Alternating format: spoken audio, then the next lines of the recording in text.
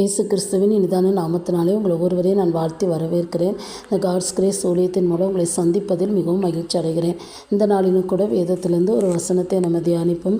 Mark எழுதின சுவிசேஷம் 11வது அதிகாரம் 23, 24 இந்த வசனத்தை நான் வாசிக்கிறேன். எவனாகிலும் இந்த மலையை பார்த்து நீ பெயர்ந்து சமுத்திரத்திலே தள்ளுண்டு போ என்று சொல்லி தான் சொன்னபடியே நடக்கும் என்று தன் இருதயத்தில் சந்தேகப்படாமல் விசுவாசித்தால் அவன் சொன்னபடியே ஆகும் என்று மெய்யாகவே உங்களுக்கு சொல்லுகிறேன். ஆதலால் நீங்கள் ஜெபம் பண்ணும்போது எவைகளை கேட்டுக்கொள்வீர்களோ அவைகளை பெற்றுக்கொள்வோம் என்று விசுவாசியுங்கள், அப்பொழுது அவைகள் உங்களுக்கு உண்டாகும் என்று சொல்லுகிறேன். பாருங்கள், இந்த இடத்துல ஆண்டவர் இந்த வார்த்தையை சொல்கிறார். இயேசு அன்றைக்கி என்ன செய்கிறாரு, இந்த வார்த்தையை சொல்கிறத பார்க்குறோம். அதாவது இந்த ஒரு மலையை பார்த்து நீ பெயர்ந்து சமுத்திரத்தில் தள்ளுண்டு போ அப்படின்னு சொல்லும்போது, விசுவாசத்தோடு சொல்லும்போது அதை அப்படியே என்ன செய்யுமா, இருதயத்தில் சந்தேகப்படாமல் சொல்லணுமா. அப்படி சொல்லும்போது சொன்னபடியே ஆகும்னு சொல்லி இந்த வேத வசனம் சொல்லுது. சொல்லிவிட்டு அடுத்த வசனம் சொல்லுது, நீங்கள் ஜெபம் பண்ணும்போது என்ன செய்யணும், எவைகளை கேட்டுக்கொள்கிறீர்களோ அவைகளை பெற்றுக்கொள்வோம் என்று விசுவாசியுங்கள். எல்லாவற்றிலும் நம்ம விசுவாசத்தோடு நம்ம ஆண்டவரத்தில் இருக்கும்போது எதையுமே சாதிக்க முடியும், எதையுமே செய்ய முடியும். ஒரு மலையை பெயர்ந்து சமுத்திரத்தில் போய் தள்ளுண்டு போன்னு சொல்லும்போது, அது அவரை விசுவாசித்து சொல்லும்போது நிச்சயமாக அது நடக்கும்னு சொல்லி இந்த வேத வசனம் சொல்லப்பட்டிருக்கிறது. நான் இது ஒரு நடந்த காரியம்னு ஒரு பிரசங்கத்தில் சொன்னதை நான் கேட்டேன்.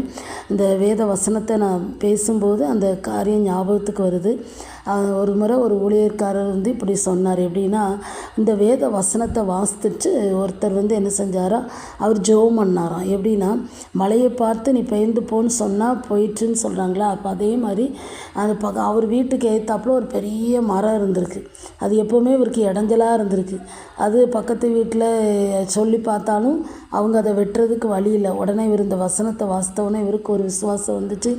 நம்ம என்ன செய்வோம், இந்த மரம் அப்படியே வேரோடே பிடுங்கப்பட்டு தள்ளி போட்டுன்னு சொல்லி நம்ம என்ன செய்யணும், ஜெபம் பண்ணணும் அப்படின்னு சொல்லி அவர் அன்றைக்கி அறையில் போய் என்ன செஞ்சார், அந்த காரியத்துக்காகவே ஆண்டவரே இந்த வேப்ப மரம் அந்த இடத்த விட்டு அப்படியே போகட்டும் ஆண்டவரே அப்படின்னு சொல்லி ஜெபம் பண்ணார். ரொம்ப நேரம் ஜெபம் பண்ணிவிட்டு வெளியே பார்த்தா அந்த வேப்ப மரம் அப்படியே இருந்துச்சான். ஒன்று அவர் சொன்னாராம், எனக்கு அப்போவே தெரியுது போகாதுன்னு அப்படின்னு சொல்லி. அப்போது அவருடைய இருதயத்தின் ஆழத்தில் அவருக்குள்ளே ஒரு அவிசுவாசம் இருந்திருக்குது, இது போகாது அப்படின்னு சொல்லி. அது வார்த்தையில் என்ன செஞ்சுட்டு வெளிப்பட்டுட்டு ஆண்டவர் சொல்கிறாரு, சந்தேகப்படாமல் நம்ம ஆண்டவரிடத்தில் கேட்கும்போது நிச்சயமாக அந்த காரியத்தில் அற்புதம் செய்வார். அதுவும் இந்த தேவனுக்கு பிரியமான ஒரு காரியமாக இருக்கணும்.